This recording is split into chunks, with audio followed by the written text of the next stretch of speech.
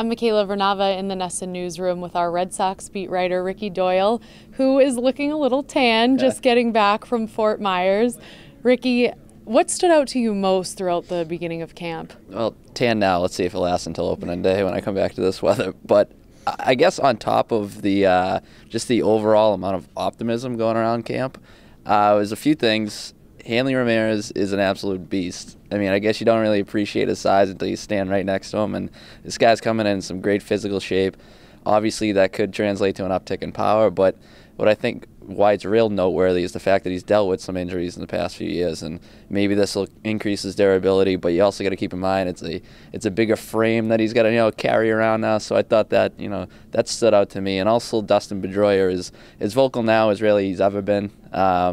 I think that's a good thing. It speaks to the confidence that he has going into the season. That's obviously going to rub off on everybody else.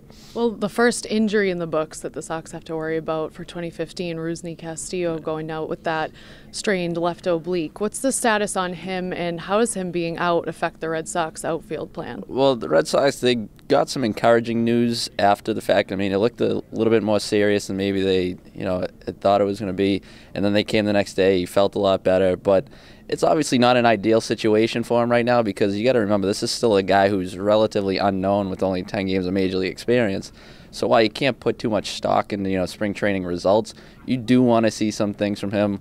For example, how is he going to communicate with the corner outfielders? What is he going to bring to the table offensively as opposed to what Mookie Betts is going to bring? So really this was an opportunity to get an extended look at him, and now the window is kind of minimized a little bit. Well, thanks very much, Ricky. We'll keep you up to date on all the latest Red Sox news right here on NESN.com.